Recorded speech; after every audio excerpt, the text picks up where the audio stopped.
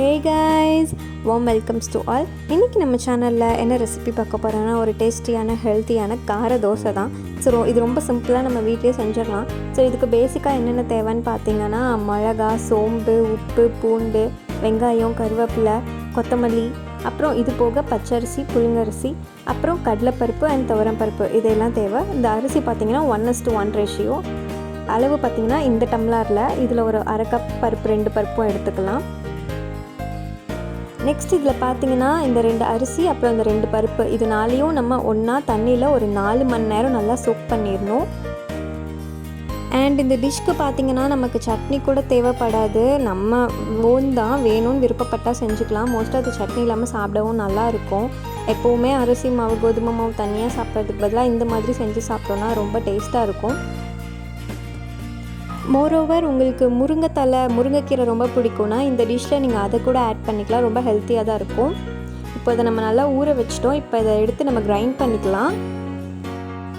நம்ம எடுத்து வச்சுருக்க வரமிளகாய், சோம்பு, அப்புறம் உப்பு இது எல்லாத்தையுமே போட்டுக்கலாம்.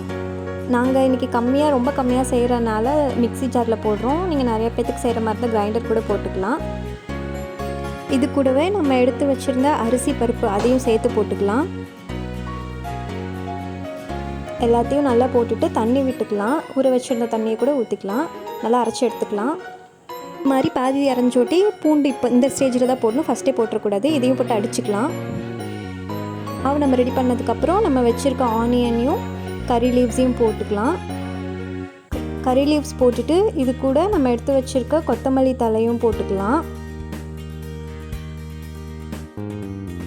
இதையும் போட்டுட்டு ஃபைனலாக நல்லா மிக்ஸ் பண்ணிக்கலாம். மிக்ஸ் பண்ணிவிட்டு இப்போ நம்ம தோசை கல்லில் போட்டுக்கலாம். எப்போவும் போல் நம்ம தோசை எப்படி போடுவோமோ அதே மாதிரி போட்டுக்கலாம். இது கொஞ்சம் திக்காக இருந்தால் நல்லாயிருக்கும் சாப்பிட.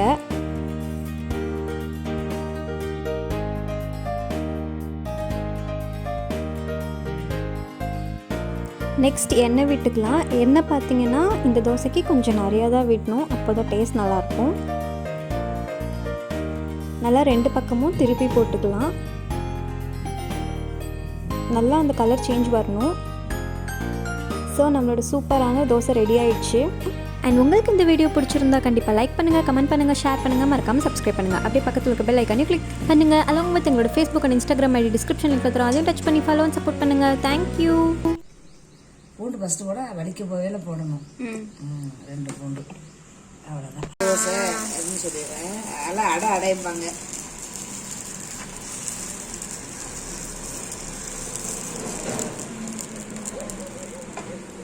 இது ரொம்ப மெலிசாக இருக்கக்கூடாதா? மெலிசாக இருக்கலாம், ரொம்ப மெலிசாக தான் இருக்குது, டேஸ்ட் இருக்காது. நம்ம வேணா ஊற்றிக்கலாம்.